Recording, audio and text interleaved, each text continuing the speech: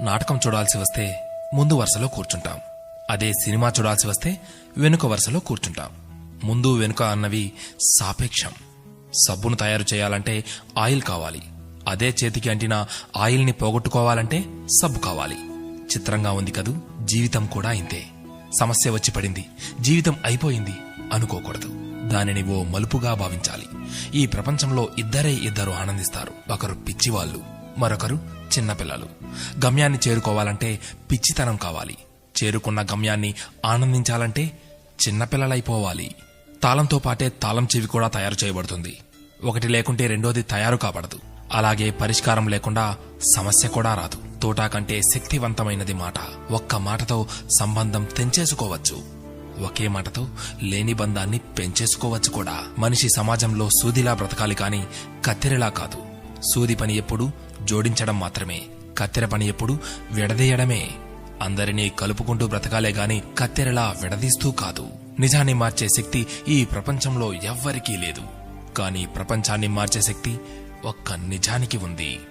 నీవు సంతోషంగా ఉన్నావంటే నీకు సమస్యల్లేవని కాదు, వాటిని ఎదుర్కోగల శక్తి, ధైర్యం నీకున్నాయని అర్థం. స్నేహితుడిని నీ దుఃఖ సమయంలోనూ, యోధుడిని యుద్ధంలోనూ, భార్యను పేదరికంలోనూ, గొప్ప వ్యక్తిని అతని వినయంలోనూ పరీక్షించాలి. చేసిన తప్పుకు క్షమాపణ అడిగినవాడు ధైర్యవంతుడు. ఎదుటి వారి తప్పును క్షమించగలిగిన వాడు బలవంతుడు. కష్టం అందరికీ శత్రువే, కాని కష్టాన్ని కూడా చిరునవ్వుతో స్వీకరిస్తే అది సుఖమై నిన్ను ప్రేమిస్తుంది. ఓటమి లేనివాడికి అనుభవం రాదు, అనుభవం లేనివాడికి జ్ఞానం రాదు. గెలిచినప్పుడు గెలుపును స్వీకరించు, ఓడినప్పుడు పాఠాన్ని స్వీకరించు. ఓడిపోయి విశ్రాంతి తీసుకుంటున్నప్పుడు ఆ ఓటమి నేర్పిన పాఠాన్ని చదువుకో. నీవే గెలుస్తావు. ఎవరికైనా ఉండేది రోజుకు 24 గంటలు మాత్రమే. గెలిచేవాడు ఆ 24 గంటలు కష్టపడుతుంటాడు. ఓడేవాడు ఆ 24 గంటలు ఎలా కష్టపడాలా అని ఆలోచిస్తుంటాడు. అంతే తేడా.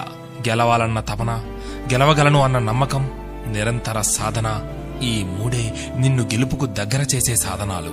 నేను గెలవటంలో ఓడిపోవచ్చు, కానీ ప్రయత్నించడంలో గెలుస్తున్నాను. ప్రయత్నిస్తూ గెలుస్తాను, గెలిచి తీరుతాను.